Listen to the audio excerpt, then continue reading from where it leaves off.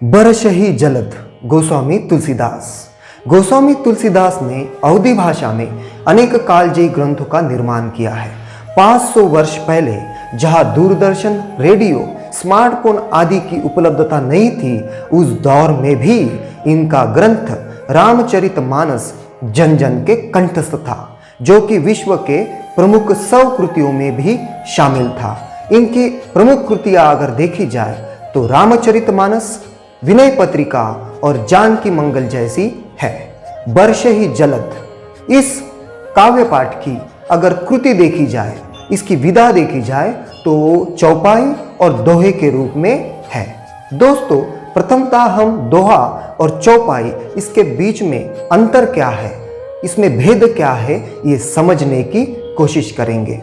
दोस्तों, जहां चौपाई सममात्रिक छंदों का प्रकार है, वही दोहा ये अर्ध सममात्रिक छंदों का एक भेद है। चौपाई और दोहा दोनों भी 4-4 चरणों में लिखे जाते हैं। जहां चौपाई के सभी चरणों में 16-16 मात्राओं का अंतर्भाव होता है, वही दोहे में प्रथम और तृतीय चरणों में 13-13 मात्राओं का समावेश होता है और द्वितीय और चतुर्थ चरण में यह इसमें 11-11 मात्राओं का मिलाप या अंतर्भाव होता है। चौपाई घन घमंड नभ गरजत घोरा, प्रियाहीन डरपत मन मोरा, दामिनी दमक रही घन माही, खल कै प्रीति जथा थिर नाही। इन पंक्तियों से गोस्वामी तुलसीदास जी प्रभु रामचंद्र जी के मन स्थिति का वर्णन करते हुए ये कहते हैं कि आकाश में घन मतलब बादल बड़े घमंड के साथ गरज रहे हैं, बिजली चमक रही है। ये दृश्य उसी तरह का संदेश देते है कि जैसे खल व्यक्ति मतलब दुष्ट व्यक्ति की मित्रता कभी स्थिर नहीं होती, वो निश्चित नहीं होती, उसी तरह ये दृश्य, ये वातावरण भी अनिश्चितता का प्रतीक दिखाई देता है।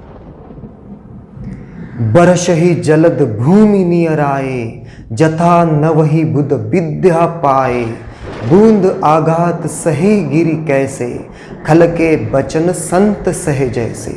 इन पंक्तियों से गोस्वामी जी स्पष्ट करते हैं कि बादल पृथ्वी के नजदीक आकर बरसने की कोशिश कर रहे हैं। जिस तरह एखादा ज्ञानी व्यक्ति बड़ा विनम्र होता है, दूसरे के नजदीक जाने की कोशिश करता है, बड़े शांत भाव से रहने की कोशिश करता है, उसी तरह वर्षा ऋतु में एक एक बूंद की मार जिस तरह गिरी अर्थात पर्वत सहता है, उसी तरह संत व्यक्ति, ज्ञानी व्यक्ति खल के मतलब दुष्ट व्यक्ति के वचन, एक एक पंक्तियां, एक एक शब्द बड़े निस्वार्थ भाव से, बड़े शांत भाव से सहने की कोशिश करता है। शुद्र नदी भरी चली तोहराई, जस थोरे हु धन खल इतराई, भूमि परत भा ढाबर पानी, जनु जीवही माया लपटानी। जिस तरह पूरे वर्ष में एखादे छोटे नदी में वर्षा की बूंद नहीं होती, पानी की एक बूंद नहीं होती, लेकिन वही नदी जब वर्षा ऋतु में पानी से ओत-पोत भरती है तो अपनी सीमाएं लांघने की कोशिश करती है, अपनी मर्यादाओं को तोड़कर बहने की कोशिश करती है। ठीक उसी तरह एखादा साधारण व्यक्ति अति संपत्ति पाने से अपनी मर्यादाओं को भूलने की कोशिश करता है, वो घमंड के साथ व्यवहार करने की कोशिश करता है।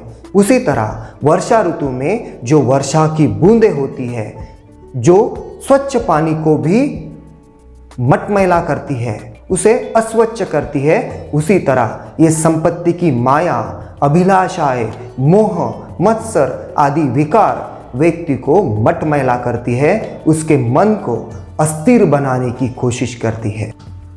समिति समिति जल भरहि तलावा, जिमी सद्गुण सज्जन पहि आवा, सरिता जल जलनिधि महु जाई, होई अचल जिमी जीवी हरि पाई।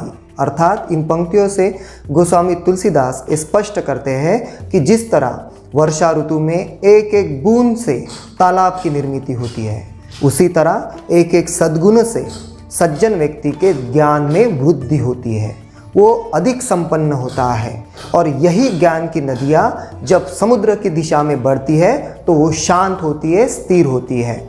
जैसे कि उन्होंने हरि की प्राप्ति की हो, जैसे कि उन्होंने भगवान को प्राप्त कर लिया हो। हरित भूमि तृण संकुल समुजी पर ही नहीं पंथ, जीमी पाखंड विवाद ते लुप्त होई सदग्रंथ।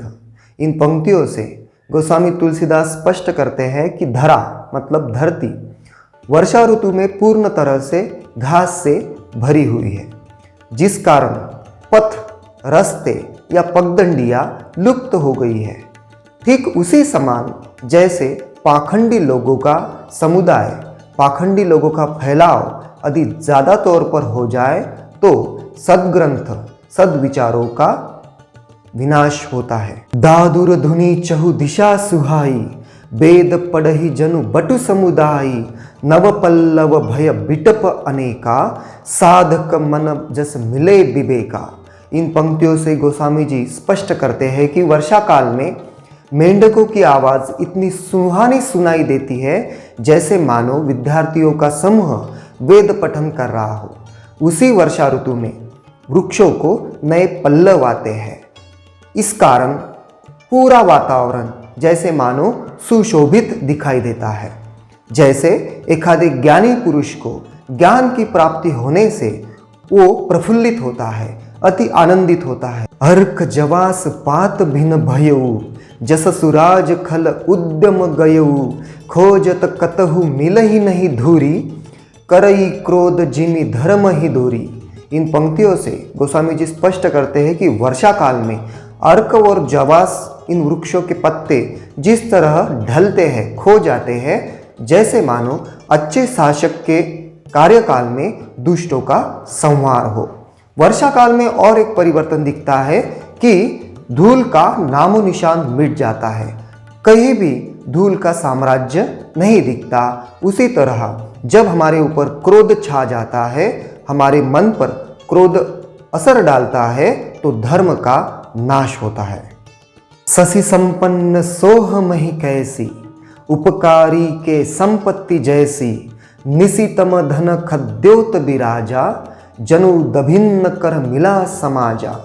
धान से भरी हुई ये धरती उसी समान लगती है जैसे उपकारी व्यक्ति की कीर्ति चारों दिशा में फैली होती है। जब रात होती है तो खद्योत मतलब जुगनू एकत्र आते हैं। उसी तरह जैसे घमंडी व्यक्ति, दुष्ट लोग एक मौका पाकर एकत्र आने की सोचते हैं। कृषि निरावही चतुर किसाना, जिमि बुद्धि तज मोह मद माना, देखियत चक्र बाक खग नाही, कलही पाई जिमि धर्म पराई। इन पंक्तियों से ऐसा लगता है कि जो चतुर किसान है, जो खेत में निराई करता है, उस दौर में वह ऐसा लगता है, इस तरह मगन होता है कि जैसे उसने मोह, मद, मत्सर को त्याग दिया हो। सभी अभिलाषाओं को उसने छोड़कर वो इस तरह मगन हो गया हो कि जैसे एक ज्ञानी पुरुष अपने कार्य में होता है। इसी दौरान, इसी वर्षा ऋतु में गोस्वामी जी कहते हैं कि जो चक्रबाक पक्षी होता है, अर्थात जो बदक होते हैं जो हमेशा पानी में रहते हैं, लेकिन वर्षा काल में ये नहीं दिखते। ठीक ये वातावरण, ये दृश्य उसी दृश्य के समान दिखता है जैसे कि कलियुग में धर्म का पलायन हुआ हो।